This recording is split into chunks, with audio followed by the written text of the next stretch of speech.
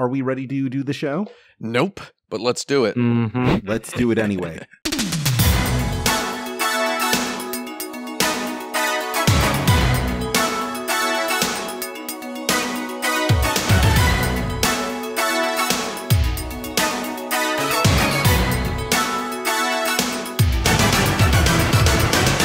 It's body time.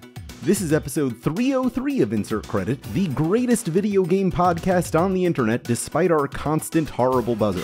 I'm Alex Jaffe, and the first album I ever owned was, and I'm being completely serious here, Mary Schneider's Yodeling the Classics. Wow. I requested it specifically because I heard it on our local classical radio station. I thought it was the coolest thing I had ever heard, and my mom went out and got it for me. I'm Frank Cifaldi, and the first album I ever owned, my memories of the cassette, I don't have a vinyl period. I know for sure that my first CD was in utero, but I'm trying to recall what my first cassette was. And I believe it was Bad. I believe it was Michael Jackson's Bad. That's a single, but wasn't it an album? Oh, there is an album. Yeah, sorry. Yeah, the album. Yeah, not the single. I just remembered the cassette single when you said that. I was like, ooh, that's what I remember. You were a singles man. No, it's good to have singles. All about the albums from the Kmart or whatever. Oh yeah. I'm Tim Rogers, and the first album I ever owned that was like mine. I mean, I didn't own a whole lot of stuff as a child. So it's like there was stuff that was my brother's that I got to use. Does any of that count? I don't think that counts. Your lived experience is your own. Yeah, well, but I mean, I think it goes against the spirit of the question because, like, I probably was using some of my mom's cassettes before I got them. Yeah, it was all just borrowing, listening to my dad's records, borrowing cassettes, dubbing mixtapes with my dad's records, all the way up until I've seen people do the they mention talk about what the first album they ever bought with their own money was. Yeah. The first album I ever had that felt like mine, and I'm specifically choosing one that is one that my big brother wanted no part of, would be probably Nirvana's Nevermind. I just listened to Nevermind the whole way through for the first time, this year. Oh, it's pretty good. Those guys are pretty good, yeah. Yeah, it was very influential on a 12-year-old to listen to that. It was like, yeah, I'm 12 and I like this. I could understand a person basing their entire personality on this album. Oh, yeah. It's pretty good. But if you're still doing that in your 40s, please stop. I only listen to Nirvana a few times a year. You see, what happened was eventually I got into the bands that inspired Nirvana and then the bands that hung out with the bands that inspired Nirvana. So Nirvana's uncles. The bands that produced Nirvana. Yeah. yeah, exactly. The band, basically, I got into Steve Albini bands. And then, it was a slippery slope from there. Oh, yeah. Beanie Bandies, yeah. Yeah, Beanie Bandies. Well, we got a guest with us this week. Joining us to fill in for Brandon Sheffield, who's away on assignment, is game developer, streamer, and Y2K aesthetic expert, Max Krieger. Happy to be here. Hey, what's up? My name is Max Krieger, as was just said, and which may come as a surprise to absolutely nobody who knows me, my very first album that I have memory of owning was a copy of NSYNC's No Strings Attached, played back on a Atomic Purple Memorex knockoff Sony Discman. Oh, super on brand. Right on. Yes. Practically a zygote, I was on brand. That's Y2K's heck. Yeah. I think my sister's first album, or at least one of her first albums, was Aqua. Their first album. Was it called Aquatic, that first one? Aqua? Yeah, they did Barbie Girl. Yeah. I know that band. Is a band is it a group? Would you call them a group? I don't think of them as having albums. I think of them as having song. Barbie Girl. Yeah, exactly. It was called Aquarium. There we go. Okay. That makes sense. Yeah. Aqua Aquarium. Okay. Perfect. They're having a bit of a moment right now with the Barbie movie. Of course, yeah. This is their time. There's a cover of the Barbie Girl song in the credits. Did you notice that? Does anybody I noticed that. Yeah, that's I noticed it was just gently piped in to some song, but it wasn't like a Yeah, cover of Barbie yeah, Girl. I mean, it's, And I noticed that was the only appearance of that song in the movie, which is surprising. it was like a sampling that was a cover, but the song Barbie Girl's not actually like about how fun it is to be Barbie. It's about something more sinister. So wait, have we all seen the Barbie movie here? I've seen Yes. the Barbie movie. Yes. We've all seen it. Very good. Hold on. I got something. Hold on. Nice. Nice. Okay, there we go. That's it took me a couple minutes to get this thing fired up. Worth the wait. Oh yeah, it was. It's pretty good. We're here now, so we got it. We're ready to go. So. Do you have a kept you waiting, huh, on that soundboard? No, that somehow falls outside my vocabulary. Right. I'm familiar with kept you waiting, huh? I'm familiar with that, but I don't. It's slightly outside my my scope of interest. Well, I would like to open the floor to this episode for our first topic, which is, which living person would be booed the loudest if they appeared at a video game tournament? Oh, a tournament? Well, is that not just Elon Musk, which we just witnessed? I mean, yeah, is there someone who would have Wait, gotten Elon Musk was booed? he was booed? Yeah, Elon Musk made an appearance at a Valorant tournament recently. He showed up on screen for like a second and everybody booed him. Oh, I'm that's wondering great. if there's someone who would get a worse reaction at a particular video game tournament. So Tim doesn't know about this incident. So he was booed very loudly, which confused the commentators. They didn't know what the booing was. And then that was followed about 20 seconds later by a very well orchestrated chant of "Bring back Twitter." That's really good. Yeah. But it also impresses me that people whose job is to know, I don't know, the exact down to the millisecond cooldown timings of how many different champions characters is the super moves or whatever. That these people just wouldn't be able to conceive of why people would boo that particular guy, right? It's like you know exactly how many seconds and milliseconds it takes before Agent 69's a mega uppercut recharges or whatever, but you're not familiar with exactly why People some seem to be upset with this medium-sized group of people wouldn't like that particular guy. Well, I worked in the medical field briefly after high school. It was my first job. I worked for 4 years at a clinic, and my observation is that doctors have to trade personality for intelligence. Oh, certainly. So I think there's something similar happening with these commentators. They maybe don't have like social intelligence or something, right? But that would make sense. They know about the cooldowns. They got a min-max. I'm sure they're fine people, and they actually do know about this, and they're just confused certainly, in the moment. of course they like are. If they are fans of the Insert Credit Show, and of course they are, know that we actually love you, and we understand that when you are commentating live, that you can't access every part of your brain. Valorant, man, is it called Valorant? That's how I pronounce it. I don't watch any Valorant action, but I've played a little bit of it. That game's nice. Whatever. How about that? Well, God, he hasn't been in the spotlight a long time. That trolley lawyer that like 10 years ago was Jack Thompson. Jack Thompson. Yeah, Jack Thompson. Yeah. Speaking Maybe of that guy? 2000s. Is that guy not dead yet? I think he got disbarred. Yeah, he did. He did. You want to know what's interesting? Elon Musk would get booed louder in general, despite having like fans. He would get booed louder than like simply because people know what he looks like. If you flashed up Henry Kissinger or whatever, Right? My God! like, would he get less booing than Elon Musk? You read my mind. I was thinking like I was making a diagram in my mind, like a 4-pane window. Like who's actually worse but gets booed less? Yeah. Yes, it has to do with knowledge and visibility versus actual loathing. Yeah, I'm wondering the circumstances that would bring Henry Kissinger to a Valorant tournament. That's very well. Probably it would be more like a Call of Duty tournament. Probably, Right. I think if they were to manufacture some reason to have him appear in a Call of Duty game, that would be very funny. They got Reagan in there. Second of all, they got Reagan in there, and he's he's living it up. Reagan's alive in that game. Kissinger was friends with the bands that inspired Reagan. Yeah, why not, right? Yeah, so it's like, remember when there was that poll for like worst company ever or worst company in the world, and Gamers Ballot stuffed it so that it was EA. won the title of worst company ever. Do you remember this poll of some renown? I have a vague recollection of this. Yeah. It's a sort of thing that has a vague recollection of itself. There's a lot of facts like that. But that's similar to like Elon Musk being possibly the most loudly booed guy that could show up at a video game tournament. I mean, I can think of people who deserve to get booed more. David Cage. Yeah. He should get booed more. More than Musk? No, come on. Maybe. I mean, I don't know.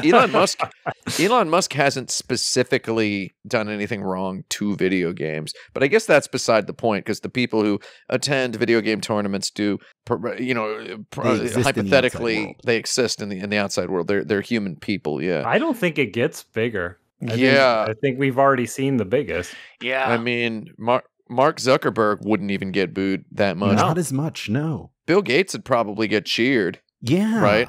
People would be excited to see Bill Gates. Donald Trump, I don't want to know. I don't want to know what the answer would be there. Right? It'd be a really strange sound. Like something that's never been recorded in human history. Yeah, something that people in Tokyo would pay $30 to listen to in the basement. I think an important observation about gamers' rage is that it is powerful, but it is fickle, and so I think timing's an important component. Yeah. My segue being, give it 3 months, Todd Howard. Yeah. That's a good point to end on. Here's our next topic. How do you know if a puzzle game is too hard? Is it called Steven's Sausage Roll? That's a good question to ask. That game's a little too hard. I don't know. I like it, though. Is that a puzzle game? Like, what puzzle games are we talking about? All kinds of puzzle games. Let's say The Witness, for instance. Is The Witness too hard? And how would you even gauge that? No. Have you had to urinate in a jug yet? If you hadn't. I remember. I'm laughing. Okay. It's a quiet laugh. Maybe you don't I get it. I get you. Camera Joke on, acknowledged. Yeah. I'm laughing about the urine. Urine makes me smile. So, I mean, okay, so just to get some talk going. For me, I'd bounce off of a puzzle game as soon as, like, I go to play the game and I start playing, and then I have a feeling like I'm doing work and not having fun. I don't know if that's fun or just design, right? Or if there's a difference between the two, I guess. But but that's when I bounce, is when it's like there's nothing in this for me except work. Like I feel like I'm turning on the work part of my brain, like I'm answering email. If this were a couple of years ago, I would think the correct answer to this question would be, how do you know when a puzzle game is too hard? The correct answer would be if Jonathan Blow tweeted about liking it. Because he had a thing where I remember he had like a big, long, I don't know how big and long it was. He had a Twitter thread about the game Threes. Mm-hmm. Do y'all remember this? Yeah. Where he was like, this game sucks because it's so easy. And he just goes off on his, talking about how he can't wear hats anymore because they burst on his head because his brain is so big. Because and that's how easy Threes is for him. Or whatever. Like he's talking about how the game's too easy. And then every time he recommended a puzzle game, it would be accompanied by a trailer or an animated GIF of some sort that I would watch and be like, it just looks like a very persnickety sort of game. So that's my answer, I guess. To me, it feels like a particular challenge as a puzzle game developer. Like, when you're making the puzzle game yourself, how do you really take a step back and think, will people enjoy solving this? Well, this is where the thought experiment of Miyamoto's wife comes into play. You need first of all, you need Miyamoto's wife's phone number. That's what you need. Okay, I got that. What else? And we're going to reveal it right now. And here it comes. 561. It is 666. Miyamoto's wife is the devil. You need your own version of Miyamoto's wife. Basically, you need people who are playing the game for you. And this is a fun thing. If people stop inviting you to stuff because you keep asking them to play your game, that's how you know it's too hard, right? So it's a good question. You just need people to play it, Jeffy. I believe that's how games like Baba Is You get made, which I think is a puzzle game with a very, very wonderful balance of being hard and being tricky. I think tricky is a good word. The game is very tricky. It's maximally tricky. You feel like it's tricking you, and then you have to trick it to solve the puzzles, and then it's fun. It's got a very fine balance, and I believe that was achieved through ultra, extremely, hyper, mega rigorous playtesting. That mirrors my experience as a puzzle game developer. For context, I made an arcadey puzzle game called Cross Sneak Plus back in 2019. It's kind of I like played that game. Oh, you did? Yeah, I played that game. Nice. I'm glad you played it.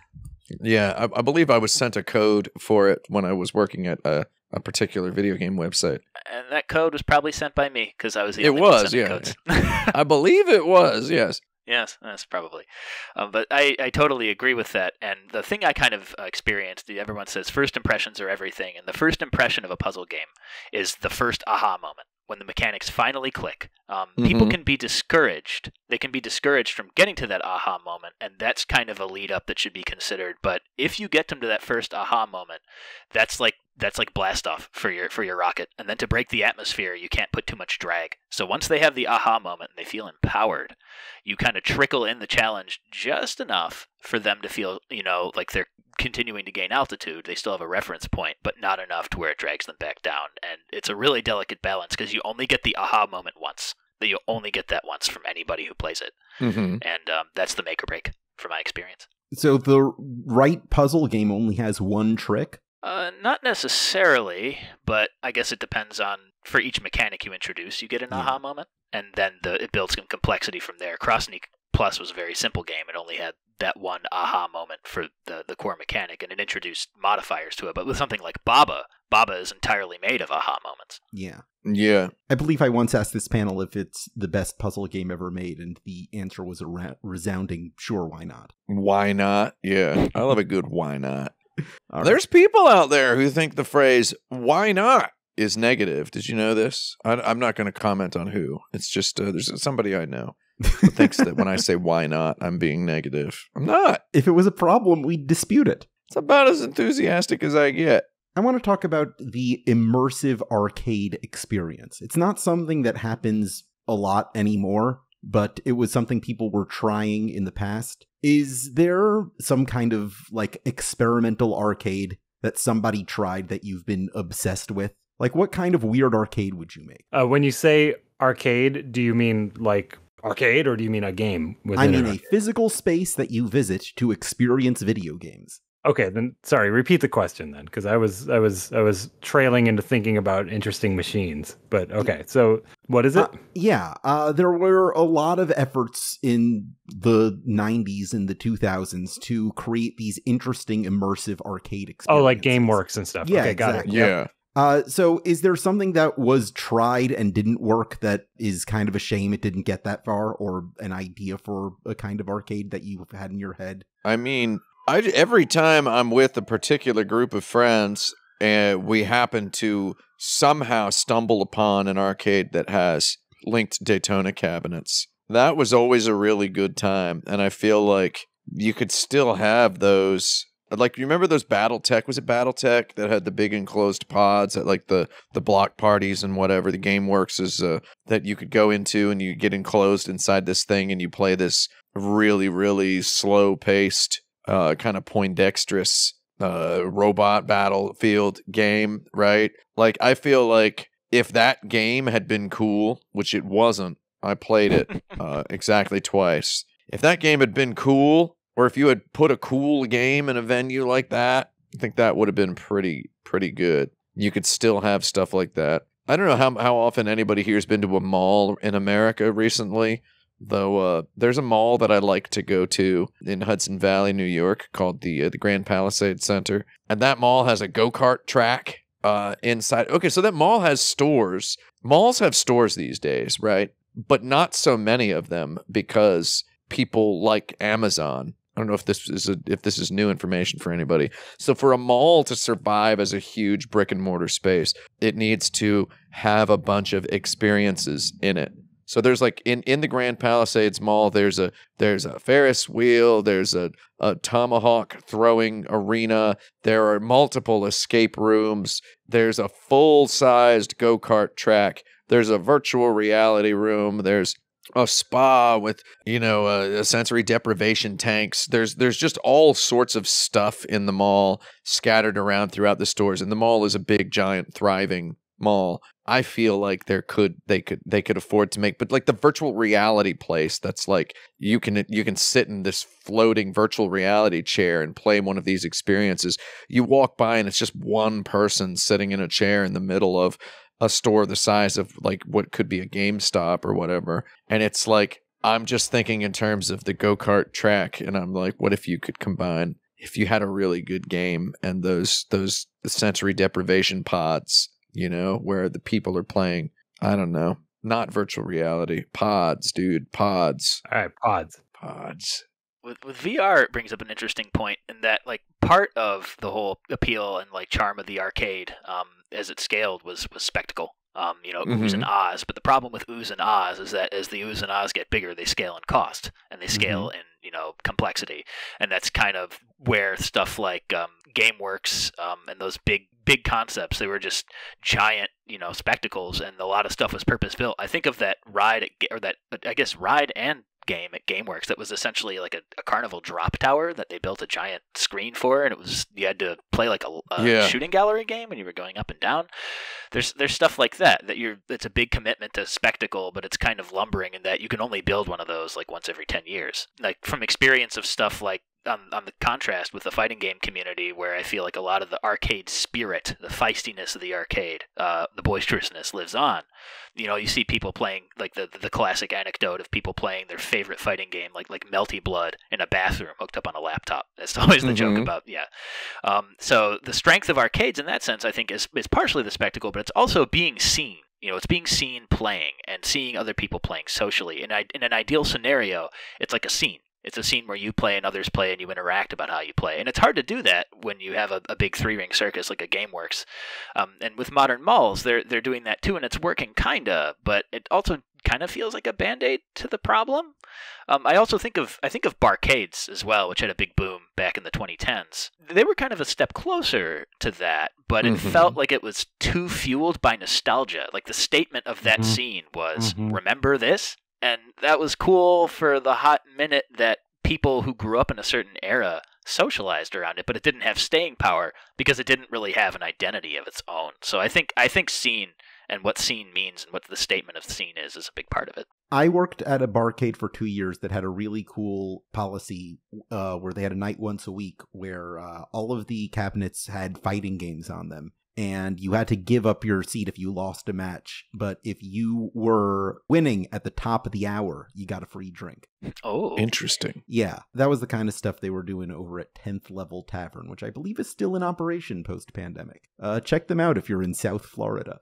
Steaks. So as I'm thinking through this, I might have the opposite answer. Like, I actually keep thinking about GameWorks, not because I think it was perfect, but I think an arcade should be a place where you can go hang with a group of friends, right? And one of the only notions we have for that right now is you can drink with your friends and then there's games. And I'm more interested in like a weird playful space of discovery where there's like, I don't know, slides, and like places to sit and hang out with each other and like weird hallways to walk down and stuff like that. The much discussed third place. Yeah.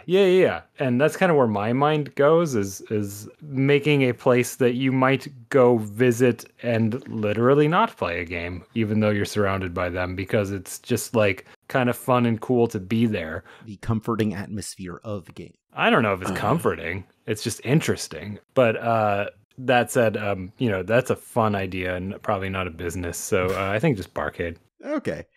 Here's my next topic for you. Between the years 2000 and 2019, what was the worst year for video games? Ooh, the worst year? Yes, the worst year of the 21st century for video games before the pandemic. Shoot. I feel like the first year of the PlayStation 2 and the first year of the PlayStation 3 weren't super duper great, but maybe I'm wrong. I feel like when the PlayStation 3 came out, it was pretty dire. But we had our 360s though. Yeah, you already had a 360, so it's tough, yeah.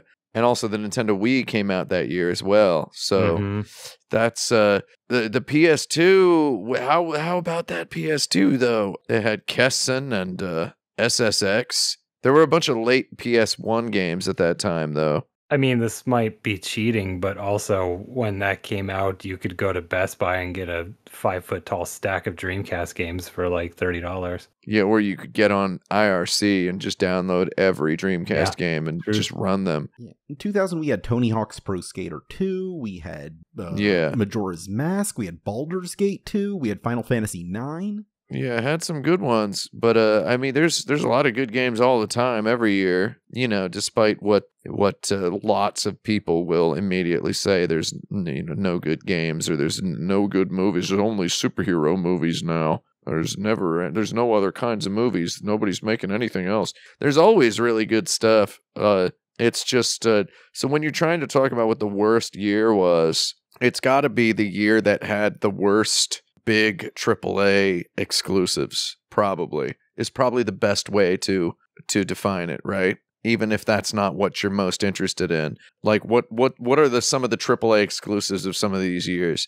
There could have been stuff that sold really well. Like I think the Nintendo Wii's launch games, Wii Sports, I think Wii Sports is stupid. I know lots of people loved it. I think it's dumb. And I think Twilight Princess is like a bad Zelda. Yeah. It's like, right. So it's like they may have sold really well at the time, but in hindsight, it's like, oh, those kind of sucked. There's a lot of good party tricks that Christmas. Yeah. Yeah. 2006, everyone was crazy about Oblivion, which is like the worst Elder Scrolls game. Yeah. Yeah. It has none of the personality of Morrowind and none of the Skyrim. Yeah, exactly. Oh, yeah. That was one of the questions I was going to ask is how do we quantify badness? Is if we quantify it by cultural legacy and sort of the kind of epic that it represented. I might throw my hat in the ring for 2013. That was a pretty bad year. 2013 had BioShock Infinite, Last of Us. Indeed. Yeah. BioShock Infinite in particular sticks out to me. And just kind of you're in the right show. Yeah. Just kind of this era where there was this kind of performativity about, video games reaching cinematic art in the mainstream, and BioShock Infinite was their front runner. That was the horse that they bet on. It would not be the horse that I would have bet on in hindsight.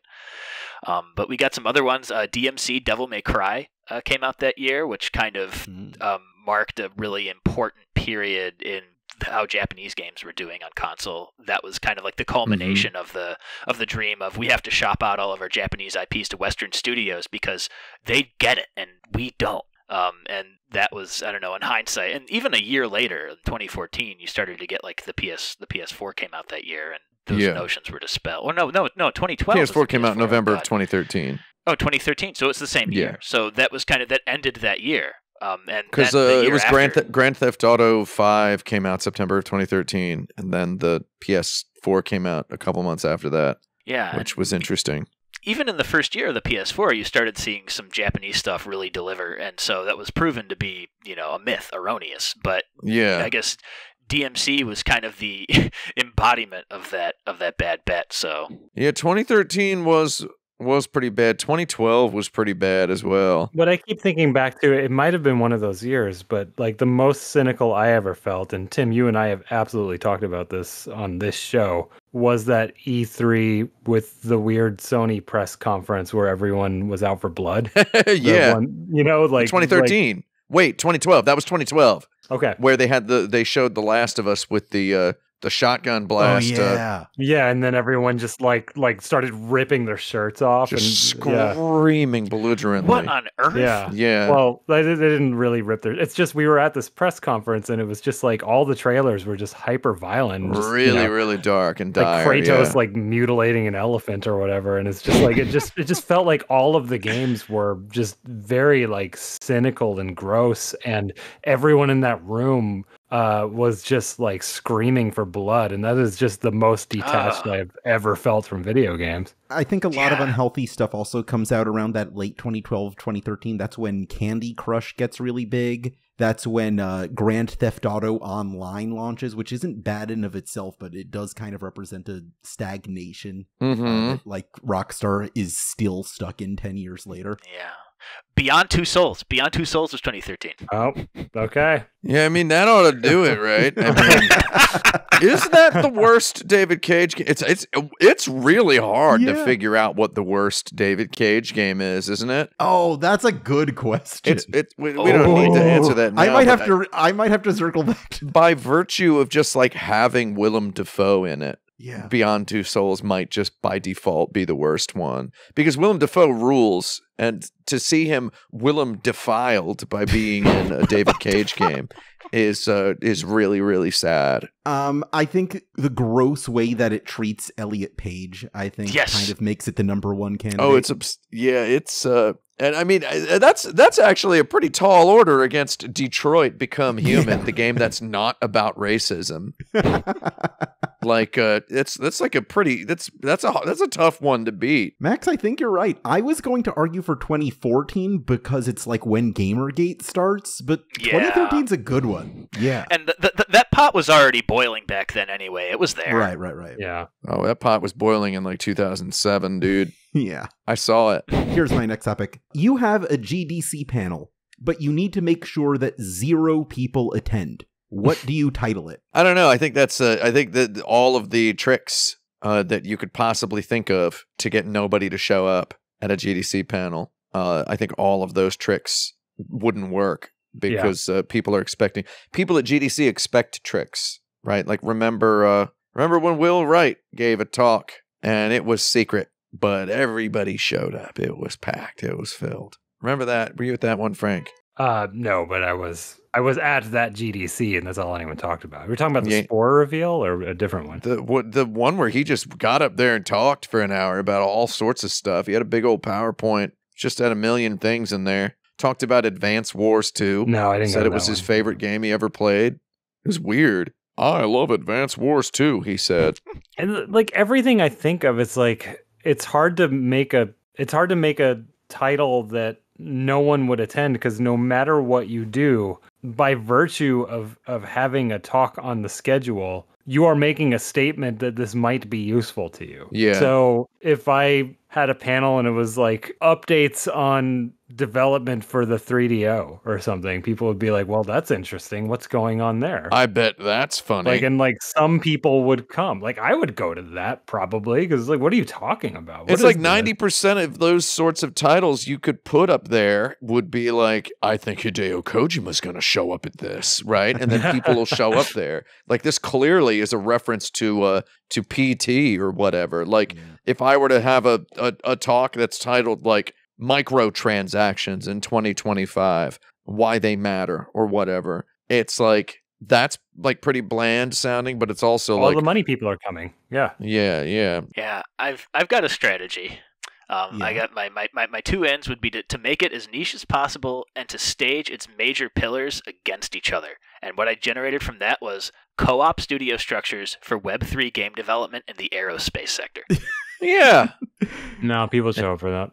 Oh, I'm just trying to make it as oil and water as possible. Well, that makes it compelling. Co-op game development studio, Web3, aerospace. So, I mean, some money person's going to be like, oh, what's the one that says Web3 at this hour? Got it. Yeah, I guess that's true. They just control F for Web3 and show up. Yeah. Okay, I got one. On the show program, it just says in all caps, talk canceled.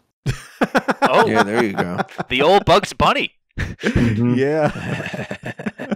I'd show up to that one just to have a place to to crack a beverage. Oh, you'd go there for a quiet space. Yeah. You'd be disappointed that there actually is a talk. Yeah. I'm impressed that people showed up to my GDC talks. I had one that was called Video Games Are Better Than Sports, and it was packed. It was 100%. It was capacity. Why wouldn't that be? Well, everyone there is like, yeah, that's what I've been saying this whole time. Yeah. Finally, someone gets it. My dad was wrong. What year was that talk? That would have been 2014. Okay. 2015, sorry. Something like that. 2016. One of those years. I'm just messing with everybody at this point because I don't want people to watch it. Do your own research. It's probably not on YouTube, so don't worry about it. 20xdx. It's just anything you could come up with. There's some money person who's like, who thinks there's business in it. Yeah. And if you go things that obviously no one thinks there's a business in, like the 3DO or whatever, then you're going to get the weirdos coming up to be like, what's this about?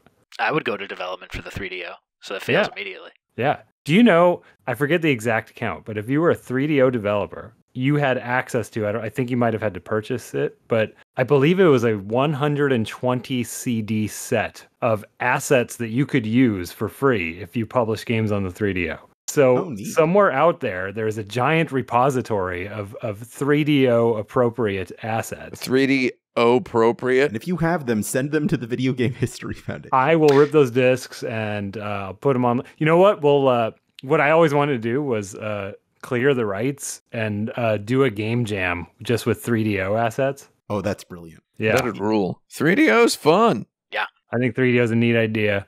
Except they got that Gex on there. The only flaw. It's the best version of Gex, though. I don't remember if I said it on the show or not. Gex 1 is easily a C, not even gonna minus, just C Super Nintendo platform game. But the 3DO version is the lesser of multiple evils, you would say. Yeah, it runs better than the PlayStation version. Yeah. I'm going to be honest. I thought this question was going to be a lot funnier. Y'all took it very seriously, which I suppose is your job. Well, yeah, I mean, we could have said things like, you will get anthrax here as like, the title. I've been to too many GDCs, though. That's the thing. Right. It's like I've been to too many GDCs, and I've given talks with names that were very bland. I gave a talk at a thing called the Failure Workshop once. Well, let's think about whether we want to be truth tellers or comedians while we take a quick break. I'm going to go to the old toilet and check out Mr. Toilet. All right. I'll be back. All right, yeah. Max, this is your opportunity to get a drink or go to the bathroom while we recharge for part 2 of this show. Bodily liquid movements only. Welcome back to Insert Credit. It's time for us to go to the dirt bag. This is the point in every episode where we take one of the questions submitted to us by those kind patrons at patreon.com/insertcredit, where even you listening right now, if you aren't already, can join by just kicking us a few dollars every month. You get access to this form that lets you submit questions. You also get monthly bonus episodes and other cool stuff, like if we have an ad, you don't have to listen to it. That sort of thing. Our question this week comes from our old favorite Spencer Gifts, who asks, which Japanese game is the most American, and which American game is the most Japanese? Oh, good question. Well, DMC. That's a As joke. discussed, yes. That's not American, though. That's a British game. So that's a British one, isn't it? Low-hanging fruit here is Metal Wolf Chaos, obviously. You know, that from Software trying to make the most American game possible. Yeah, well, okay, so first of all, I don't think Metal Wolf Chaos is trying to be American. I think it's using I think it's a very Japanese game, and it's very proudly Japanese, but it has some it just has America in it, which is a choice, I guess. I don't know. That game's cool, though. Whatever. Is Sonic 2 a cheat? Is that an American game that's very Japanese? Yeah, I mean, that's like the most Japanese possible American video game, yeah. I mean, it was the DMC Devil May Cry of its day. Except, in fact, I'd say Sonic 3 is even more Japanese than 2. Yeah. In it, especially with its staff role. But, again, I don't know if that's cheating, because it's just like... There's a bunch of Japanese people being relocated temporarily to California to make a game that make it an American game? I don't think so. Okay. I mean, as far as like the IRS is concerned, yes, it does. But in terms of like these particular rules, maybe not. I don't know. Yeah. I think it has to be American developers making a Japanese feeling Japanese style game. Well, I mean, you know, we've got, I always, you know, this is just, you know, a game that people are probably tired of hearing me talk about this one, but Shadow Madness for the Sony PlayStation, Shad Mad, is literally Ted Woolsey and the boys trying to cook up a Final Fantasy VII like, and succeeding spectacularly, in my opinion. Phenomenal video game. It's a wonderful, a beautiful video game. I love that game. It's not very good, but it's great, and it's very much just it's straight up a JRPG. You know, this is kind of resuscitating that hopefully dead discourse from several months back as to is the term JRPG problematic or whatever, as someone phrased it on Twitter. Are you saying an American developer couldn't make a JRPG? No, they could. They did. They made several of them. It's a type of RPG. I don't know. They did with Shadow Madness. It's a Japanese-style role-playing game. Similar weirdo game, Septerra Core comes to mind also. This came out of, Monolith Productions published it. I'm looking at the stat sheet on this right now. It was developed by this Valkyrie Studios, and I quote, according to IGN, many of the Valkyrie Studios team had previously worked on the Beavis and Butthead game for Viacom, a highly acclaimed graphic adventure. I actually liked that Beavis and Butthead game. That would be Virtual Stupidity, which not a good game, I would say, but real good writing and acting. I'm going to be serious talking about Virtual Stupidity for a second. The problem is that there's no branching. It is entirely one state at a time driven. So you can't be like, well, I don't know how to solve this puzzle. I'm going to work on anything else. The game, for the entirety of the game, is there is one thing to solve, and then that unlocks the next thing. So very poor adventure game design. Should have been called Actual Stupidity. I was going to say, I would chalk that up to Beavis and Butthead being unable to track more than one thread at a time. You are being very generous to ICOM simulations right now. Those goddarn guys. Beavis and Butthead. Go back to Shadowgate. Oh, I thought you meant ICOM. Very good. Okay, so I mean, I don't know if we answered this. So, like, where my brain goes is like any American-made like retro-inspired thing is based on old Japanese games. I mean, Shovel Knight. That's an American video game, and it's I mean, we're now just kind of I'm now pushing this toward talking about quality. What's a really good video game that is very much a Japanese style video game that's made in America? Shovel Knight ticks all the boxes. Mm-hmm. It's got everything that was great about all of the NES games from Japan that you may have liked. But they're all just refined and very tasty. Anytime any American makes any visual novel, it's a Japanese style game. Well, I'm trying to think of the opposite now. Like, what is an American style game? I go toward like computer RPGs and point and click adventures, and I don't even know what else. Right? I like, and my brain went Black Onyx. It's like, well, does Hank Rogers count as Japanese? No. Interesting. So what about American video games made in Japan? What about this? Yeah, that's what I'm trying to... Is it Metal Wolf Chaos, the joke answer? Binary Domain is also up there. If you look at what was trending at the time it came out, it was... Binary Domain's close. Yeah. Is it Vanquish? Vanquish is difficult. Vanquish is kind of up there. It was trying to be a like a Gears of War-like game, right, except from Japan. So, I mean, where my brain tries to go is like, okay, this has to come from a place of passion, right? Like the best, Japanese style American made games are coming from people who really love Japanese games, right? And I'm trying to think of the opposite, and I'm just kind of coming up blank because I have a definitive answer.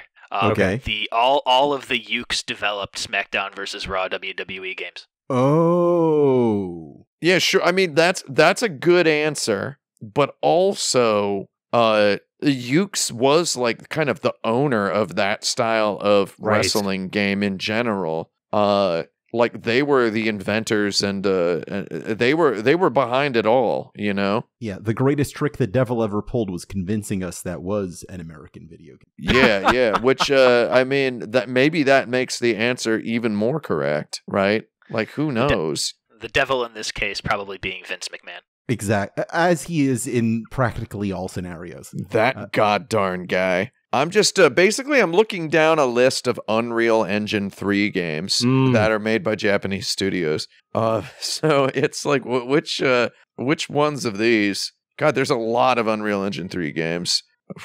There's too many of them.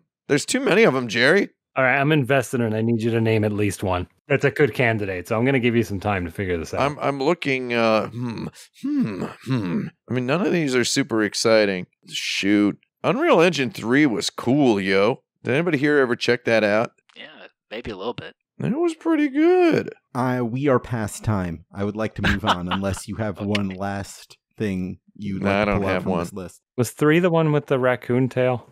Yeah. Okay, got it. Yeah, that's the one where you could turn into a statue. Okay. Here's my next topic. When in visual design is ugliness a feature? And who's the best at it? Oh.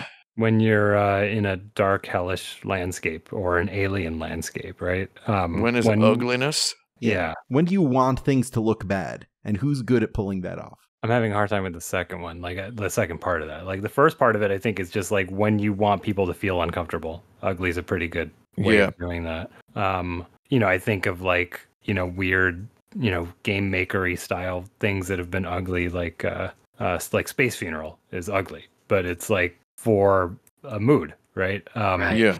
Sort of that crust punk itch stuff, yeah. Yeah. Ugliness. But that second part of that question, I'm having a hard time with.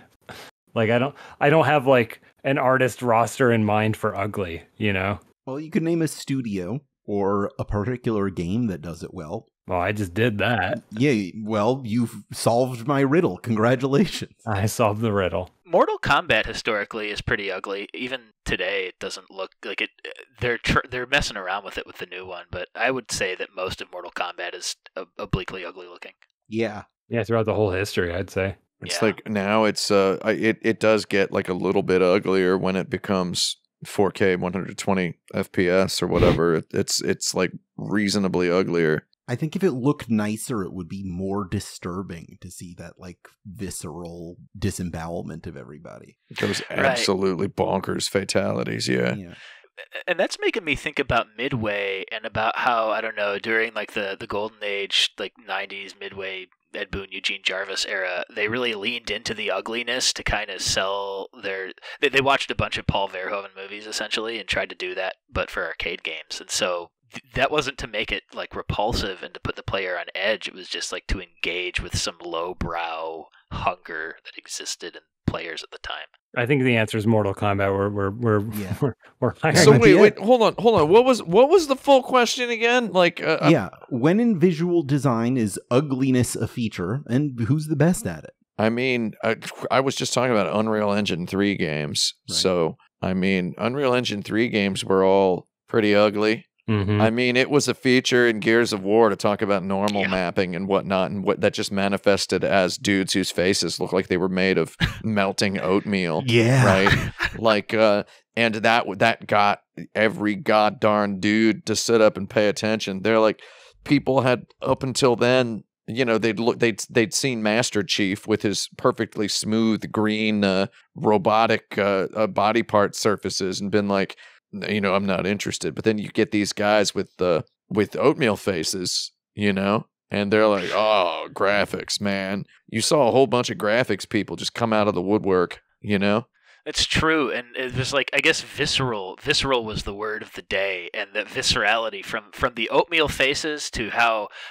Gears played, which I can best describe as like driving a truck made of meat. You have an accelerator, you have like a gas pedal for how you move. It was the conceit was very unified, so I think that might be a contender. All around me are these oatmeal faces. Exactly. Ugliness was a feature there. Yeah, I agree. I don't know. And I mean, it even got to the point where it's like the whole game was about taking cover, and shooters are often about I don't know if you're aware of how some streamers and the really competitive esports FPS players play on particularly curious graphical settings that the more casual player might find miserable to have to look at for more than 5 seconds, so that this stuff is higher visibility or whatever. FPS is historically, especially first the single player ones, or ones meant to be played PvE. Historically, a large part of the challenge is kind of impressing upon the player the feeling of camouflage in the enemies, right? Having to pick your enemies out from amid more camouflaging surroundings, right? So, for example, in a Call of Duty game, having to know what the enemy looks like compared to your own guys, they don't make them look completely different, right? Like they're not like wearing red shirts or blue shirts. It's not so easy as that to tell the difference between enemy and good guy. So in a way, when Gears of War has its normal mapped, bump mapped, rip mapped, whatever the phrases of the day were, rip mapped surfaces and such, where their stuff is glistening and kind of pock-marked and oatmeal-esque, it's just kind of difficult to make out where your dudes are in this chaos of a battlefield, and you feel like a big tough guy for being able to shoot dudes amid all that juice and all that crust and all that cruft, So I really feel like Gears of War and its ilk they're good at being ugly on purpose, and the ugliness factors into the mechanisms of the game in many ways. And maybe that's why Tecmo's Quantum Theory is the most American Japanese video game ever made. Oh, we hit it. We got there. Maybe it is. I don't know. That game's not. I don't know. Let's not. Who cares? Who cares? Maybe it is. What is the Planet of the Bass of video games? Oh, is that like a TikTok? Planet of the Bass was the quote-unquote song of the summer, which was kind of a parody of the Eurobeat stuff of the mid-2000s. Oh, okay. What is so of video games? So you're just saying it's most indie games made in like the last 10 years? No, because I think those indie games are trying to go harken back to even earlier than Well, I don't know if the timing matters. It's okay. So how do we define what's the name of the song again? Planet of the Bass, BASS. Planet of the Bass. How do we define it? It's like a purposely hacky, stupid Euro song. Right. Yeah. But also, I believe that there is some genuine appreciation in there. Oh, yeah. Oh, sure. There is. Yeah. So I think that's important to keep. You know, it's not like a cynical game. Right. It is something that intentionally leans into something that is no longer favorable, but with some love for it. So, you know, like ugly PS1 style horror games, maybe. But that's not like fun or catchy, you know, like that's more thoughtful and slow. Yeah, on one hand, you could take that in the literal, because obviously there was contemporary stuff coming out alongside that actual, 20-year ago wave of Eurodance, all of the Beatmania stuff that had the Eurodance licenses. But the thing that I find part of the appeal of Planet of the Bass is that it's the window dressing around the song. It's how the video's shot, and it's channeling what Eurodance was channeling back in the age of like Barbie Girl or the Vangabus. There was kind of a fictional world of a Eurodance universe with its own rules that was kind of shared amongst artists of the time. The way the world was portrayed, how carefree everybody was, how fashion worked. And Space Channel 5 world. Yeah, Space Channel 5 or Bust a Groove for the PS1 was one that came to me. They resolved the problems with Dance Off. Yeah. Games that embody that fiction and its spirit. Mm-hmm. So it's probably got to be some indie game. Oh, absolutely. Yeah. It's something, referencing the past. I mean, I feel like, my earlier joke answer of every indie game, it's a lot. I mean, that wasn't necessarily a cynical answer. It's there are a lot of indie games that go, I remember this weird thing. And they're not even remember this weird thing. It's like young people being like, look at this weird old thing I found. It has inspired me. I'm going to make something now, right? So I'm going to make something similar to this thing that I've just learned about. I'm going to make my own mother. I'm going to make my own Yumeniki. Like, are those people in the Planet of the Bass, are those people who made that, are they even, not being elitist here, are they even old enough to have been alive during that period of time, right? Maybe it's something they encountered. Yeah, that's true, because Planet of the Bass is defined by its distance from Eurodance being in peak popularity. That's true. Yeah. It's just, I'm having a hard time thinking of like unfavorable aesthetics or mechanics that people do other than like ugly early 3D. I mean, you're assuming that the person who made this video thinks that Eurodance is ugly. Well, maybe they do, though. I mean, who doesn't? Well, no, I'm saying the world does not think necessarily favorably of Eurodance, right? Like the world doesn't chill with it. It is something that is old fashioned. You might still enjoy it. I still enjoy looking at ugly early 3D games, but it's not in fashion. It's not like people don't want it. And again, in terms of video games, like that's all that comes to mind for me, because I feel like, what about that Hypnospace Outlaw game that makes you feel like you're browsing the internet in the 90s? Oh, that's good. That's actually a really good answer. Yeah. That's I mean, again, indie games do this and they do it well and they do it in interesting ways. It's hard to immediately come up with one. Maybe that's right, though. Yeah, I think that's a good one. Pretty close. I agree. My brain was thinking, what about Bomb Rush Cyberpunk that just came out? And then I went, no, that's like mechanically accessible and people want. That was the thing that Frank brought up, is like it's fashionable to play. How Bomb Rush plays is fashionable. You bring up Hypnospace. How you play Hypnospace is inherently obtuse, and I think that makes it a really good pick. I think Bomb Rush Cyberpunk would be like 90% of the way toward being the correct answer, but then they just made a video game that people want to play, so it doesn't technically count. Well, I'm giving this point to Tim, which means it's time for us to go into our lightning round. Here's what we're doing this week, folks.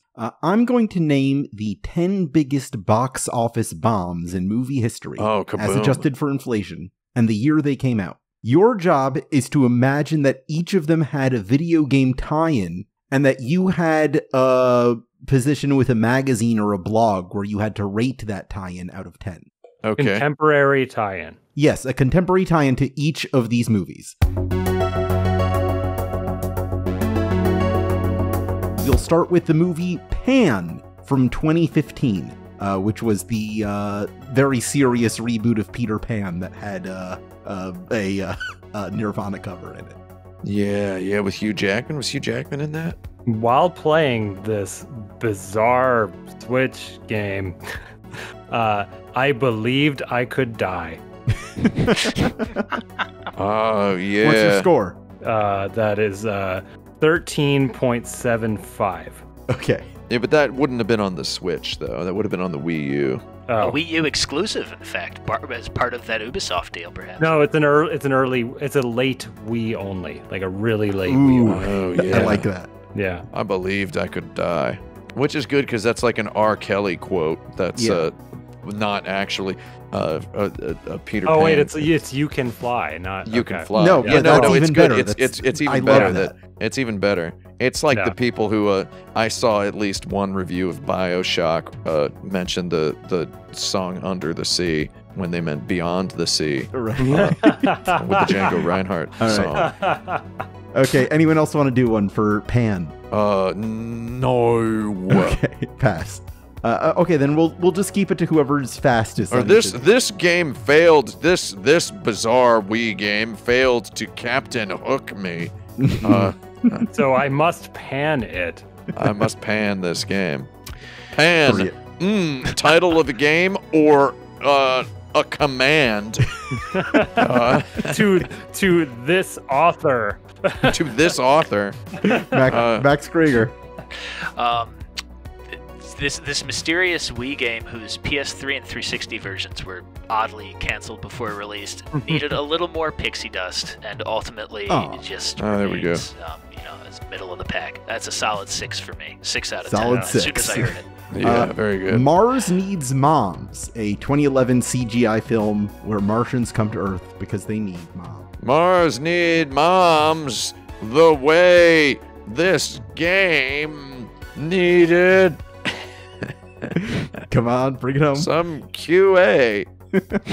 Ultimately, bugs really drag this PS3 game down. I don't know. I don't care.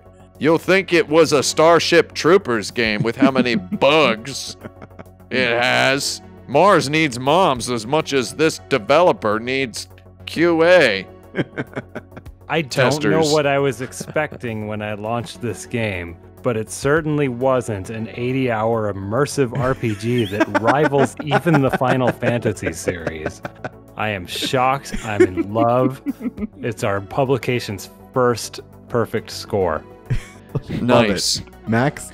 One of the biggest shockers of this game is that it took me 5 hours to get to my first mom. If the game's called Mars Needs Moms, it really needs more moms. The play control is okay, so it gets a 3. Play control. Love it. Battleship from 2012. Shoot.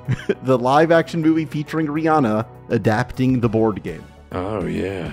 I know what the game is in my head, I just haven't written the review. The problem is I remember the actual game for this, and it's polluting my thoughts. Okay, well, I don't. So, I commend the developers for creating an accurate version of the classic board game, but I don't believe it is enhanced by full-motion video cutscenes. Pretty good. Disappointed to find that amidst generic third-person shooter combat, the only callbacks to classic battleship mechanics are long, forced turret sequences. Nothing new here. Very good. That sounds good. Tim, you're going to pass? Yeah. Okay. Strange World, a CGI movie that came out literally last year that I don't know anything about. Did anybody see this movie? I know of it. Yeah, Jake Gyllenhaal did a voice in it. Jake G's in there, yeah. Yeah. I recall seeing several really defeatist Twitter threads. Why can't a movie like this be popular? It's supposed to be pretty and good. that just makes me not want to. Yeah, I mean, yeah, that's what the defeatist Twitter threads all seemed to indicate, but in a way that made me, kind of soured me. It's interesting how that happens. A fitting send-off for Nintendo's ailing 3DS console. Oh, that's pretty good. A 3DS exclusive, we'd say, for this one. Mm-hmm. Absolutely. One of the last games they made. Maybe the movie was supposed to have come out like 8 years ago. Yeah. And was delayed, but the game had been done for a long time. That's the fiction in my head anyway with that review. Max, you got one? If it was a 3DS game, That's mine, dude. You do whatever you want. oh yeah, I guess that's true. What would I be thinking? You can riff off of it. It can be a 3DS game.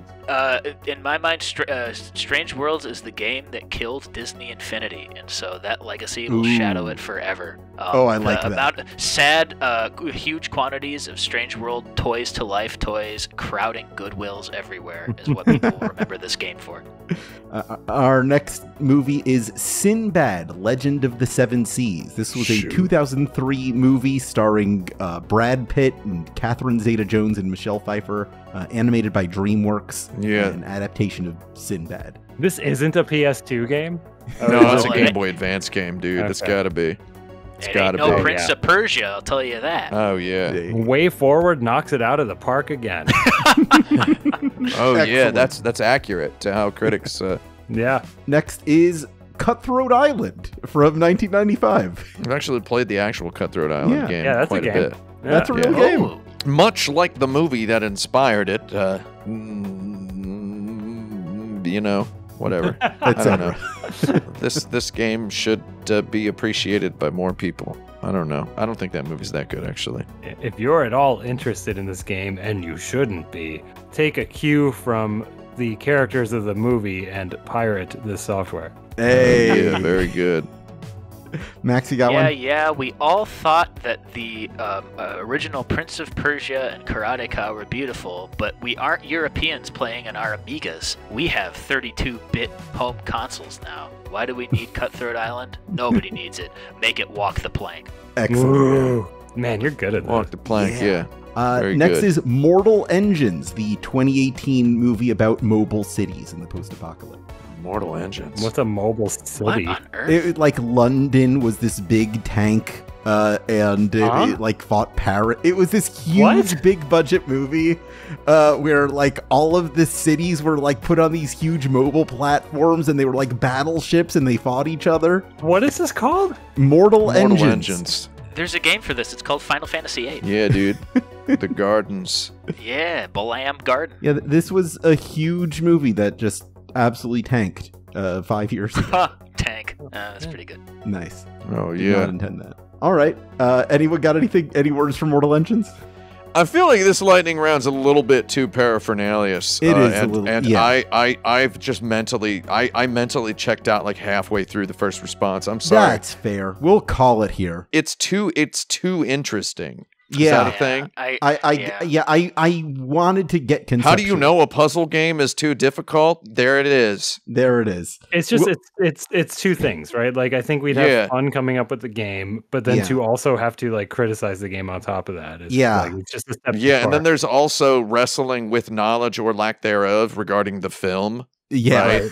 Yeah. Yeah, I wanted to challenge you. Like Cutthroat Island, if I'm not mistaken, made like less than $10 million Right. on like $100 million budget. It was like one of the biggest budget movies of all time. It Yeah, killed at the the pirate time. movie for like 10 years. Yeah, and it was it's an all right film. I don't know if any of y'all have seen it. I have seen I have a soft spot for a lot of these mid 1990s adventure films that harken back to like a sort of an old Hollywood thing. I love the film The Phantom, right? I love The Phantom. Yeah. Yeah, so Dark Man. Yeah, as The Phantom liker, I happen to like Cutthroat Island for similar reasons. So Okay. yeah, it's just making too much popcorn in my brain when you bring The these. Rocketeer. The Rocketeer. In that case, I'm going to call it here, and I'm going to hand the victory over to Max, who's been an excellent guest this week. Yeah. Thank you.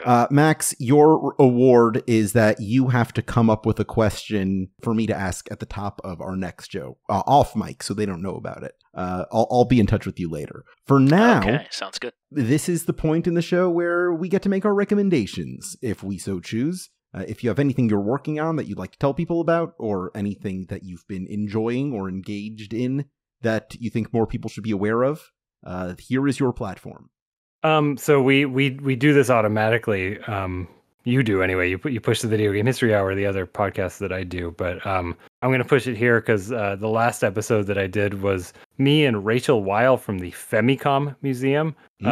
We talked for an hour about a knitting machine. Excellent. So if you like slightly trolly video game shows like this one, you might also like that other one, as there is some continuity there. It's a real video game knitting machine. We talk about the Nintendo knitting machine that never came out from 1987. Rachel Weil, yeah, we had on this show in episode 194. Oh, Yeah. well, there you go. Max, did you have some discovery there? What was that? No, it's just I remember seeing a picture for that knitting machine. There was like one ad for it with like a knitted Mario or something like that. I thought it was curious. And then there's the sewing machine that you could link a Game Boy Color up to. Weird stuff. So that is a separate thing by Singer. From Okay. like the early 2000s. The Nintendo knitting machine was an add-on for the NES that was being marketed by actual Nintendo as a potential add-on for the 1987 sales season in the US. Bizarre thing. I'm reading the Wikipedia entry for the film Cutthroat Island right All now, right. which is it's pretty good. Carolco Studios filed for Chapter 11 bankruptcy a month before Cutthroat Island was released.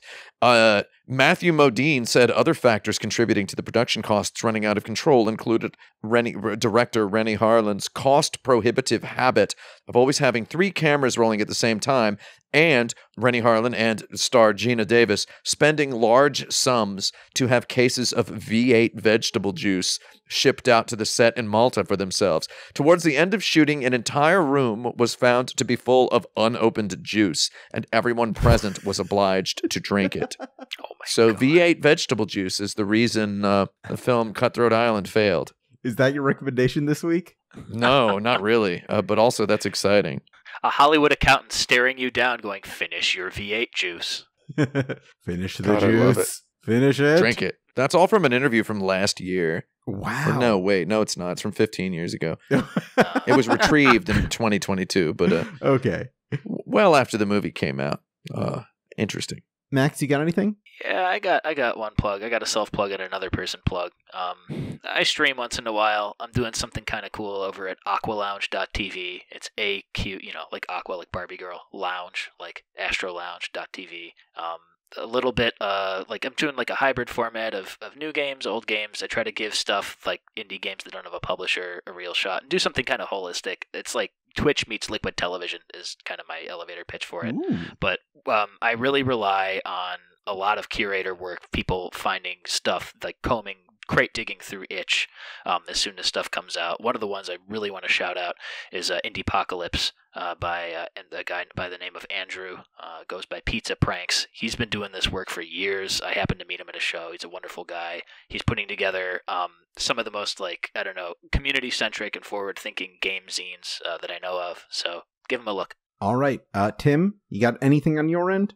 No, nothing. I don't got nothing. That's fine. I've got plenty for the both of us. I got plenty for all of us. Here's what I'd like to say. If you enjoyed this episode of Insert Credit, please rate and review our show wherever and however you can. You can also support us on patreon.com/insertcredit, where you could become a patron to submit your own questions, listen to monthly bonus episodes, and more stuff. If you'd like to sponsor our show with an advertisement or personal message, you could do that by messaging me at show@insertcredit.com. You could also join our community at forums.insertcredit.com or find videos of these episodes on youtube.com/insertcreditshow. please look into all the different fine Necrosoft products by our own Brandon Sheffield. And go ahead and check out that video game history hour that Frank Cifaldi does. Knitting. Knitting! This episode is edited by Esper Quinn, with original music by Kurt Feldman. I'm Alex Jaffe. I'm Frank Cifaldi. I'm Tim Rogers. And I'm Max Krieger. And women are my favorite guy.